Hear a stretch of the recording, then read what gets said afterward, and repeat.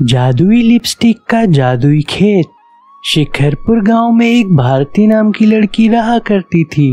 भारती अपनी बूढ़ी दादी शांता के साथ रहा करती थी। उसकी दादी लोगों के घर पर काम करके घर का खर्चा चलाया करती थी।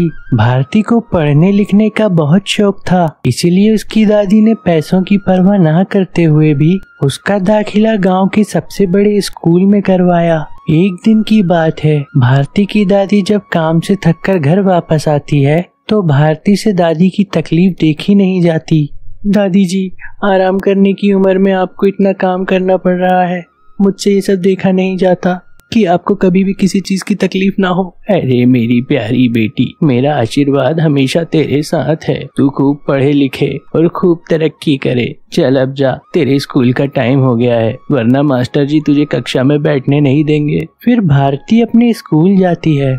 स्कूल पहुंचकर वो अपनी सहेलियों से मिलती है। भारती के स्कूल में कल्पना नाम की बिगड़ी हुई लड़की भी पढ़ती है। कल्पना के पिताजी उस गांव के बहुत बड़े जमींदार रहते हैं। कल्पना को उसके पिताजी के पैसों का बहुत घमंड रहता है। उसे लोगों को नीचा दिखाने में बड़ा मजा आता था। कल्पना भारती की गरीबी का हमेशा मजाक उड़ाया करती थी। जब भारती अपनी सहेलियों के साथ कक्षा में आती है तो कल्पना उसे देखकर जोर जोर से चिल्लाती है, अरे ये देखो आ गई गरीब दादी की गरीब पोती। मुझे तो ये समझ नहीं आता, आखिर ऐसे लोगों को इतने अच्छे स्कूल में एडमिशन मिल कैसे जाता है। इनकी तो औकात ही नहीं है कि ये हमारी बराबरी कर सके।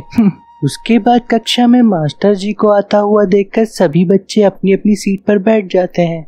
फिर लंच टाइम में भारती और उसकी सहेलियां साथ में बैठकर खाना खा रही होती हैं। तभी वहाँ कल्पना भी आती है और वो भारती का टिफिन छीनकर उसके ऊपर खाना फेंक देती है। कल्पना, मैंने तुम्हारा क्या बिगाड़ा है? तुमने मेरी पूरी ड्रेस खराब कर दी। मेरे पास स्कूल में पहनने के लिए सिर्फ यही एक ड्रेस थी।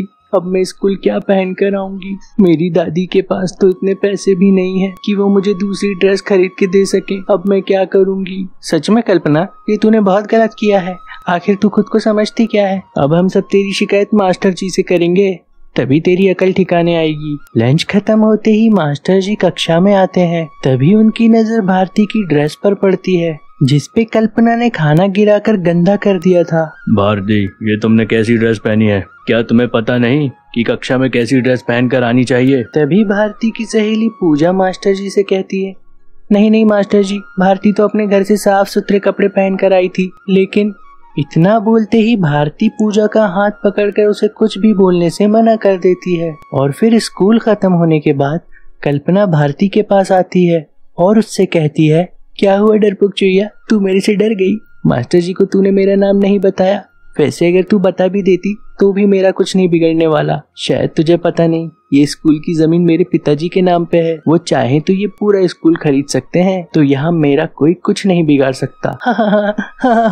फिर कल्पना स्कूल से अपने घर जा रही होती है। वहीं रास्ते में एक चुड़ैल बुढ़िया फिर से जवान होने के लिए अपनी माया से एक जादुई लिपस्टिक का खेत बना देती है। ये जादुई लिपस्टिक का खेत है। जो भी जवान और सुंदर लड़की इस खेत की लिपस्टिक को अपने चेहरे पर लगाएगी तो उसकी सुंदरता मेरे पास आ जाएगी। फिर मैं हमेशा हमेशा के लिए जवान बन जाऊंगी। उसी रास्ते से कल्पना अपने घर जा रही होती है। तभी उसकी नजर चमकते हुए लिपस्टिक के खेत पर पड़ती है। ये कैसा खेत है जिसमें लिपस्टिक लगी हुई है? एक लिपस्टिक निकालकर मैं इसे लगाकर देखती हूँ। ये लिपस्टिक का कलर तो बहुत ही आकर्षक है। जैसे ही कल्पना वो लिपस्टिक अपने चेहरे पर लगाती है, वो एक बूढ़ी औरत में बदल जाती है। हे भगवान, ये क्या हो गया? मैं इतनी बुढ़ी कैसे हो गई? अब कहाँ जाऊँ, क्या करूँ, किससे मदद मांगू? कल्पना दौड़ते हुए अपने घर जाती है। घर पहुँचते ही वो अपनी माँ को बुलाती है। माँ जल्दी यहाँ आओ, देखो ये क्या हो गया। अरे कौन चिल्ला रहा है? आ रही हूँ। कल्पना की माँ किचन से बाहर आती है और वो कल्पना को देखकर पहचान ही नहीं पाती। ए बुढ़िया, तू कौन है? मेरे घर के अंदर कैसे चली आई? माँ, मैं बुढ़िया नहीं हूँ, मैं आपकी बेटी हूँ कल्पना। क्या कहा बुढ़िया? तेरा दिमाग तो नहीं फिर गया? तू यहाँ से जाती है या नहीं, या मैं तुझे पागल खाने पहुँचाऊँ? चल निकल यहाँ से, पता नहीं कहाँ कहाँ से आ जाते हैं। कल्पना अपने घर से दूर एक पेड़ के नीचे बैठकर रो रही होती है। तभी वहाँ से भारती गुजर रही होती है। उसकी नजर रोती हुई कल्पना पर पड़ती है। आप कौन है दादी जी, और आप रो क्यों रही हैं? मुझे बताइए, शायद मैं आपकी कोई मदद कर सकूं। कल्पना भारती को देखती है और उससे कहती है, भारती भारती, मैं हूँ कल्पना, तुम्हारे स्कूल में तुम्हारे साथ पढ़ती हूँ। तुम्हें याद है आज मैंने ही तुम्हारी ड्रेस गंदी की थी, उस पे खाना गिराकर। भारती कल्पना को पहचान जाती है। कल्पना, ये तुम्हें क्या हुआ? तुम अचानक से इतनी बूढ़ी कैसे हो गई? कल्पना भारती को सारी कहानी सुनाती है। फिर भारती कल्पना से कहती है, कल्पना तुम घबराओ मत, मैं तुम्हारी मदद करूंगी। तुम देखना, तुम फिर से पहले जैसी दिखने लगोगी। सच? क्या सच में तुम मेरी मदद करोगी? हाँ बिल्कुल। चलो अब मुझे उस जगह ले चलो जहाँ तुम्हारा ये हाल हुआ था। हाँ चलो चलो। तभी जिस पेड़ के नीचे बैठकर कल्पना रो रही थी, उसमें से आवाज आती है, ठहरो, तुम लोग जहाँ जा रही हो वो जगह बहुत ही खतरनाक है। भारती और कल्पना पेड़ को बोलता हुआ देख बहुत ही हैरान हो जाते हैं। तुम पेड़ होकर बोल सकते हो? क्या तुम भी उस खेत की तरह जादुई हो? हाँ, मैं जादुई पेड़ हूँ, वर्षों से इस जंगल की रक्षा कर रहा हूँ। अगर तुम सच में रक्षा करते हो तो मेरी भी मदद करो, मुझे मेरा पहले वाला रूप वापस दिलवा दो। हाँ, मैं तुम्हारी मदद जरूर करूँगा, लेकिन वो जादुई खेत एक मांडवी नाम की चुड़ैल का है, जो कि बहुत ही खतरनाक है। वो सुंदर लड़कियों की सुंदरता छीनकर हमेशा के लिए जवान और अमर होना चाहती है। तुम लोग उससे जीत नहीं पाओगे। अगर तुम्हें तुम्हारा पहले वाला रूप वापस चाहिए तो उस खेत को जलाना होगा। वो खेत अगर जल जाएगा तो समझो वो चुड़ैल भी खत्म हो जाएगी। ठीक है, हम वहाँ जाएंगे और उस खेत को जला देंगे। ये इतना आसान काम नहीं है बेटी, इसमें बहुत खतरा है। उस खेत को जलाने के लिए एक चमत्कारी मशाल की जरूरत है और उसके लिए तुम्हें जंगल के अंदर से होते हुए तक्षशिला नदी को पार करना होगा। नदी को पार करते ही तुम्हें एक बड़ी सी गुफा दिखेगी। वो चमत्कारी मशाल उसी गुफा के अंदर है। अब तुम दोनों जल्दी वहाँ जाओ। कल्पना, हमें जल्दी से जल्दी उस गुफा तक पहुँचना होगा। फिर भारती और कल्पना चमत्कारी मशाल को लेने के लिए जंगल की तरफ निकल पड़ते हैं।